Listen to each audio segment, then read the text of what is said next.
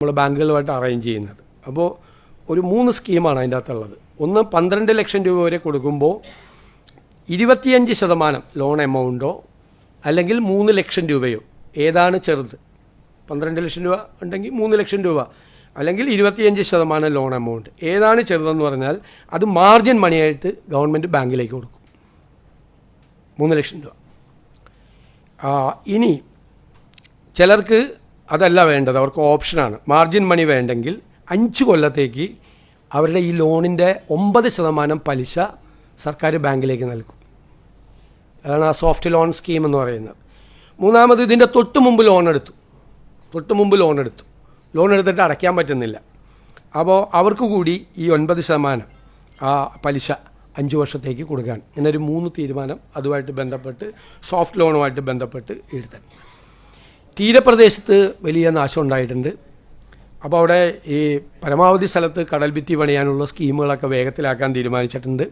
ആവശ്യമായ സ്ഥലത്ത് ജിയോ ബാഗുകൾ കൊടുക്കാൻ വേണ്ടിയിട്ട് നിർദ്ദേശം ഇറിഗേഷൻ ഡിപ്പാർട്ട്മെൻറ്റിന് കൊടുത്തിട്ടുണ്ട്. മത്സ്യത്തൊഴിലാളികളുടെ വർഷങ്ങളായിട്ടുള്ള ഒരു പരാതിയാണ് ഈ പുനർഗേഹം പദ്ധതിക്ക് തുച്ഛമായ തുകയാണ് കിട്ടുന്നത്, അവർക്ക് ഭയങ്കര പ്രയാസമാണ്. ആ പദ്ധതി ഒരു പുതിയ പദ്ധതിയായിട്ട് അത് ഉടൻ തന്നെ അത് പ്രഖ്യാപിച്ചു. അവർക്കുള്ള സഹായം, അവരുടെ പരാതികൾ പരിഹരിച്ച്, മത്സ്യത്തൊഴിലാളികളുടെ ആ പദ്ധതിയെക്കുറിച്ചുള്ള പരാതികളെല്ലാം പരിഹരിച്ച് തുക വർദ്ധിപ്പിക്കുന്ന കാര്യം അതിൻ്റെ പ്രപ്പോസൽ തരാൻ പറഞ്ഞിട്ടുണ്ട്. അതനുസരിച്ചിട്ടുള്ളൊരു പുതിയ പദ്ധതി അവർക്ക് വേണ്ടിയിട്ട്, മത്സ്യത്തൊഴിലാളികൾക്ക് വേണ്ടി അവർക്ക് പ്രഖ്യാപിക്കും. ഇതാണ് അതെ ഭവന പദ്ധതി. പിന്നെ അടുത്ത 5 ദിവസത്തേക്കുള്ള കാലാവസ്ഥാ പ്രവചനം നിങ്ങൾക്ക് കിട്ടിക്കാണും. കേരളത്തിൽ ഒറ്റപ്പെട്ട ഇടങ്ങളിൽ ഇന്ന് മുതൽ 5-ാം തീയതി മുതൽ 8-ാം തീയതി വരെ ശക്തമായ മഴയ്ക്കും, ഓഗസ്റ്റ് 5-6 തീയതികളിൽ ഒറ്റപ്പെട്ട ഇടങ്ങളിൽ ശക്തമായ കാറ്റിനും സാധ്യത ഉണ്ടെന്ന് കേന്ദ്ര കാലാവസ്ഥാ വകുപ്പ് അറിയിച്ചിട്ടുണ്ട്. ഇന്നും നാളെയും ഓറഞ്ച് അലർട്ടാണ്. 5-ാം തീയതി പത്തനംതിട്ട, ആലപ്പുഴ, കോട്ടയം, ഇടുക്കി, എറണാകുളം, കോഴിക്കോട്, വയനാട്, കാസർഗോഡും 6-ാം തീയതി പത്തനംതിട്ട, കോട്ടയം, ഇടുക്കി, എറണാകുളവും. യെല്ലോ അലർട്ട് 5-ാം തീയതി തിരുവനന്തപുരം, കൊല്ലം, തൃശ്ശൂർ, പാലക്കാട്, മലപ്പുറമാണ്. ബാക്കി 6-ാം തീയതി ബാക്കി ജില്ലകളിലും ആണ് ഇത് കൊടുത്തിരിക്കുന്നത്. അതെല്ലാം വില്ലേജ് ഓഫീസുകളിൽ നിന്ന് കണക്ട് ചെയ്ത് വരുമല്ലോ. കൃഷിനാശത്തിൻ്റെ അഗ്രികൾച്ചർ ഡിപ്പാർട്ട്മെൻറ്റും ഒരു സ്റ്റാൻഡേർഡ് പ്രൊസീജിയർ ഉണ്ട് അതിന്.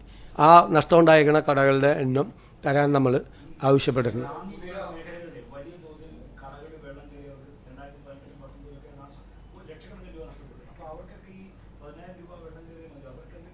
നമ്മൾ അതൊന്ന് ഇപ്പോൾ വീട്ടിൽ വെള്ളം കയറിയവർക്ക് അതൊന്ന് ക്ലീൻ ചെയ്ത് അതൊന്ന് തുടങ്ങാൻ വേണ്ടിയിട്ടുള്ളതാണ്. അപ്പോൾ ഈ 10,000 രൂപയാണ് നമ്മൾ ചെയ്യുന്നത്. ഒപ്പം ഈ ലോണിൻ്റെ ഈ സോഫ്റ്റ് ലോൺ അതാണ് ഇപ്പോൾ ചെയ്യുന്നത്. ഈ 10,000 ഉണ്ടായിരുന്നില്ല, ആദ്യമായിട്ടാണ് നമ്മൾ കൊടുക്കുന്നത്. കാരണം പല പ്രാവശ്യമായിട്ട് ബുദ്ധിമുട്ട് വന്നവരാണ്, ഭയങ്കര പ്രയാസത്തിലാണ്. ചെറിയ കടക്കാർ തൊട്ടുണ്ട്, മീഡിയം. ഞാനതാണ് പറയാൻ പോകുന്നത്. ഞാനൊരു വളരെ പ്രധാനപ്പെട്ട പദ്ധതി നമ്മുടെ ബജറ്റിൽ പ്രഖ്യാപിച്ചതുപോലെ ഇന്ത്യക്ക് മോഡലായ ഒരു ഡിസാസ്റ്റർ മാനേജ്മെൻറ്റ് റെസീലിയൻസ് പ്രോഗ്രാം കേരളത്തിൽ നടപ്പാക്കും. അതിൽ ക്ലൈമറ്റ് പ്രഡിക്ഷന് ഏറ്റവും ആധുനികമായ സങ്കേതങ്ങൾ, ലോകത്തുള്ള ഏറ്റവും ആധുനികമായ സങ്കേതങ്ങൾ ഉപയോഗിക്കും. ക്ലൈമറ്റ് പ്രഡിക്ഷൻ, അതിൻ്റെ വാർണിംഗ് സിസ്റ്റം ഇഫക്റ്റീവ് ആക്കും.